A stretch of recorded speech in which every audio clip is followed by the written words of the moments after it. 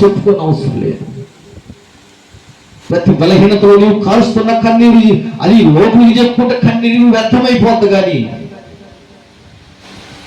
అది నీ దేవుడికి చెప్పుకుంటే, నీ దేవుడి సన్నిధిలో ఉంటే ఆయన వ్యర్థం చేసే దేవుడు కాదు. నీ కన్నీరును మారుస్తాడు, నీ కన్నీరును తుడుస్తాడు, నీ జీవితం మారుస్తాడు.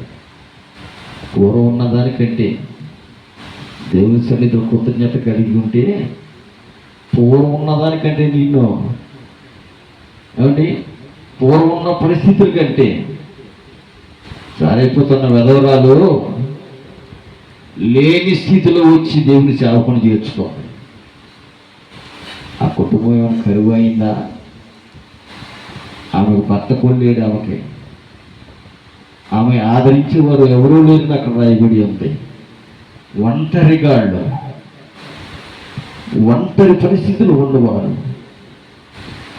అలాంటి ఒంటరి పరిస్థితుల్లో నిజంగా వాక్యం చెబుతోంది, నిజంగా ఆయన ఒంటరిగా ఉన్న వారి దగ్గరికి వస్తాడు. ఆయన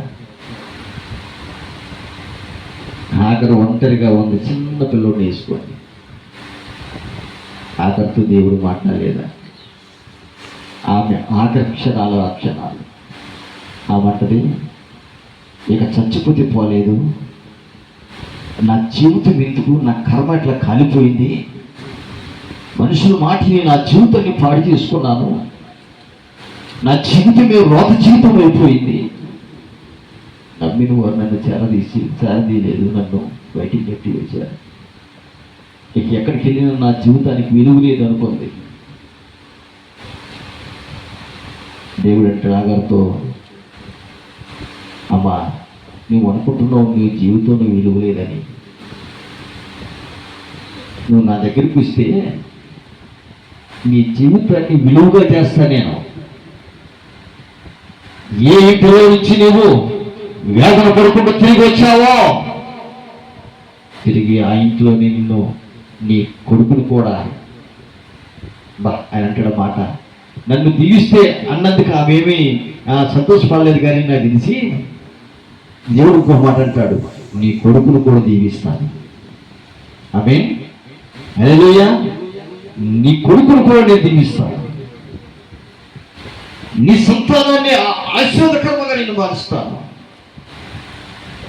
అదో నా మాట వింటావా అంటే ఆమె అంటది, అయ్యా నా పేరు పెట్టి నువ్వు నన్ను పిలిచావు, ఇక చచ్చిపోదాం అనుకున్న స్థితిలో ఉన్నా నేను, ఇక నీ మాట వింటానయ్యా, ఇక చావైనా రేవైనా నీవే అని భారమంతా ఆయన మీద మోపేసిందంట. ఆమె ఇక భయపట్టలేక, మరణమైనా కూడా ఆమె భయపట్టలేదంట.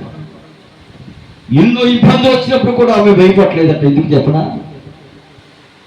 పేరు పెట్టి పిలిచిన వాడు ఆమెతో ఉన్నాడు కనుక. ఆమె నీవు కూడా భయపడిన అవసరం లేదు, దేవుడు నీతో ఉన్నాడు. నీ ఒంటరి వాడవని, నేను ఒంటరి వాడని నీవు అనుకున్న అవసరం లేదు. దేవుడు నిన్ను స్థిరపరుస్తాడు. ఆయన దేవుడు నిన్ను స్థిరపరుస్తాడు. నీ జీవితము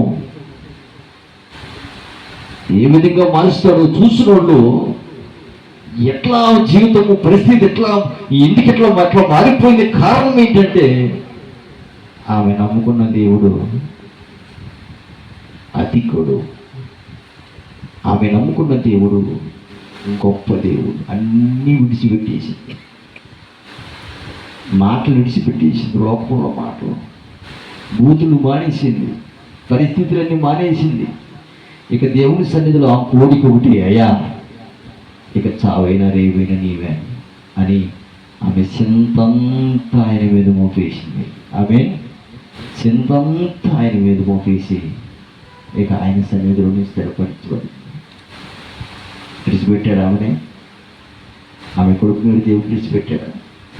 నీవు నేను కొడుకు ఇచ్చేస్తాను, నీవు లేకపోతే ఈ రాత్రి నీ చింత నీ భారం నువ్వు ఆలోచించుకొని నీ పొరపాటుకోవడం తప్ప ఆ ఆలోచన దేవుని సన్నిధిలో పెట్టుకో.